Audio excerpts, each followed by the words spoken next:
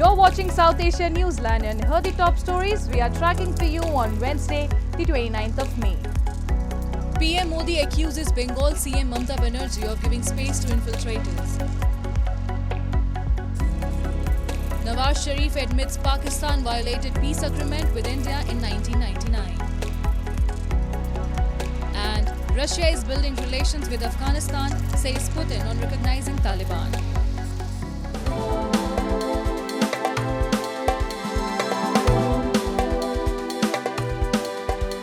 And now for all the details. Taking a jibe at opposition TMC leader and West Bengal CM Mamata Banerjee for opposing Citizenship Amendment Act, Prime Minister Narendra Modi on Wednesday said that she wants to settle infiltrators in her state. PM Modi, while addressing a rally in Mathurapur, said that infiltrators are grabbing the opportunities which are meant for the youth of the Bengal. He further said that the state government is attacking the constitution by snatching away the rights of the scheduled caste, scheduled tribes and other backward caste and giving them to Muslims. अब तो TMC सरकार तुष्टीकरण के लिए देश के संविधान पर भी खुलकर हमला करने लगी है। हमारे संविधान ने दलितों, पिछड़ों को आरक्षण दिया है, लेकिन बंगाल में उस आरक्षण की खुली लूट हो रही है। मुसलमानों के फर्जी ओबीसी सर्टिफिकेट बनाए जा रहे हैं। ओबीसी समाज का हक छीनकर मुसलमानों को दिया जा रहा है। कोलकाता हाईकोर्ट ने ये फर्जी सर्टिफिकेट रद्द कर दिए। टीएमसी हाईकोर्ट का आदेश टाल नहीं सकती, लेकिन मुसलमानों में झूठ बोल रही है। However, slamming PM Modi, Congress leader Priyanka Gandhi said that the way BJP is running the country should be changed because their steps like demonetization and GST have caused a huge impact on small businesses. She further said that BJP's policy is to strengthen big billionaires by eliminating small businesses. The gigantic election exercise in India is ending with only a few days left for campaigning for the final phase of polling, which will be held on 1st of June and votes due to be counted on June 4th. Meanwhile, intense heat wave has prompted weather authorities in India to issue a red alert a day after some areas of New Delhi recorded highest temperature at around 50 degrees Celsius. Take a look. India's weather department issued a red alert for several parts of the country's northwest on Wednesday, warning of a severe heat wave a day after parts of the capital New Delhi recorded their highest temperature ever at 49.9 degrees Celsius. A red alert implies a very high likelihood of people developing heat illness and heat stroke and calls for extreme care for vulnerable people.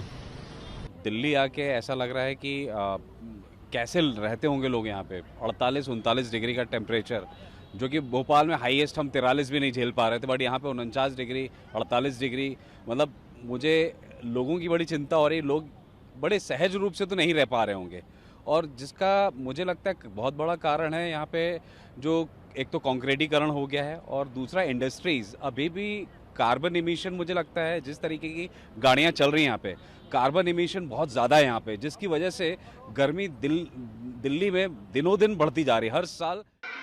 Meanwhile, several students in eastern Bihar states Sheikhpura and Begusarai had to be rushed to hospitals after they fainted due to extreme temperatures in the region.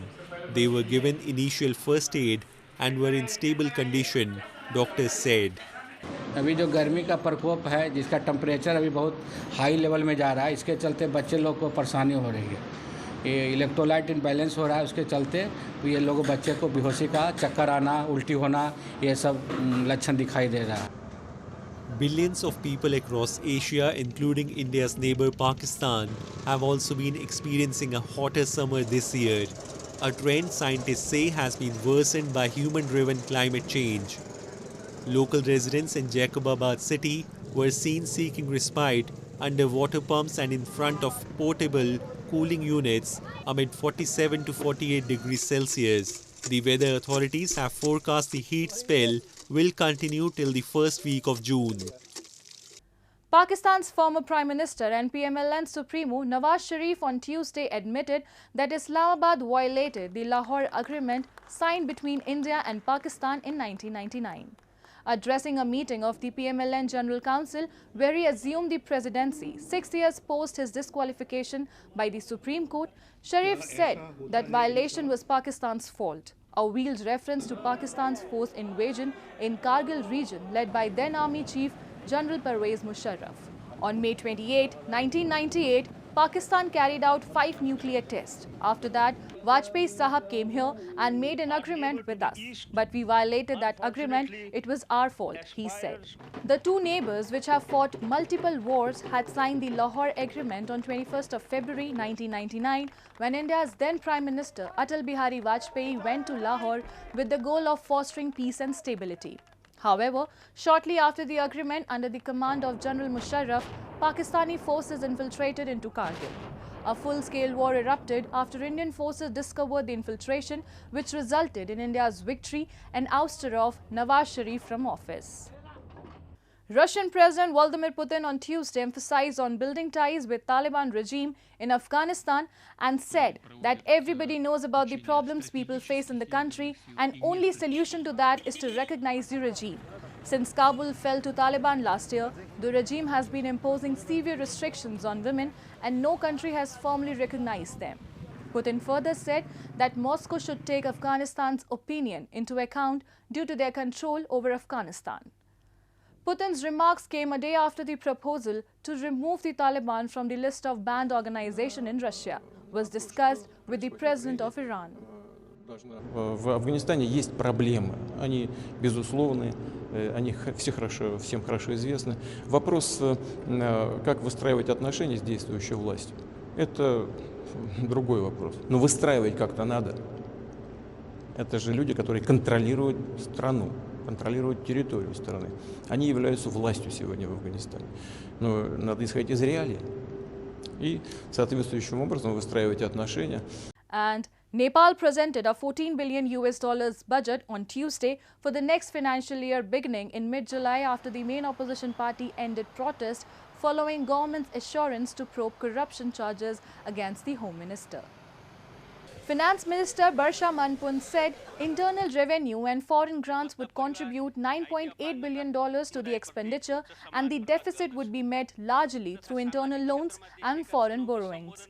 The policies proposed in the budget will help achieve 6% economic growth next year, he added. Nepal's economy is expected to grow by 3.9% in the current year.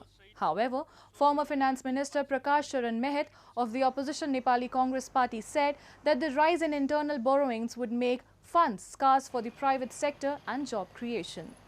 The growth target will not be achieved and there are no concrete programs for priority sectors like agriculture, tourism and energy. And hours after Sri Lankan President Ranil Wickremesinghe's UNP General Secretary Palitha Range Bandara called for delaying elections by 2 years through a referendum, citing ongoing economic reforms, the government has distanced itself from his remarks. Local media reported answering a media query, Sri Lanka's Labour Minister Manusha Nanayakara said political parties represented in parliament are free to give proposal, but it will be the government which will have to make a final decision.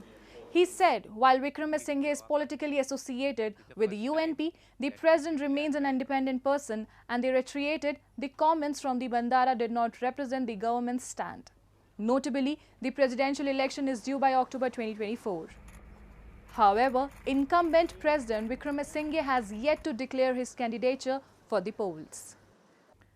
Hundreds of locals took part in the annual cleaning and fishing festival at the famous Panjat Nag Spring in Jammu and Kashmir recently. The annual festival held in the last week of May not only fosters community spirit but also aids in the spring's maintenance for the year ahead. Residents, including young children, carried wicker baskets and waded through chest-deep waters in the spring, diligently cleaning it and also fishing. A resident said it's a practice they have inherited from their ancestors, which combines tradition with environmentalism. पुराने लोगों की परंपरा है, जो हमारे बुजुर्ग लोग हैं, उन्होंने परंपरा रखा है यहाँ इन 3 चश्मों को सफाई की जाए और पूरे साल में पानी अच्छी तरह से चल जाए, वो खेती बाड़ी का काम अच्छी तरह से हो जाए, पानी जाए खेतों में, इसलिए परंपरा हमने रखा है। वो लोग आते हैं जोश दर जोश। That's all in tonight's edition. We'll see you same time.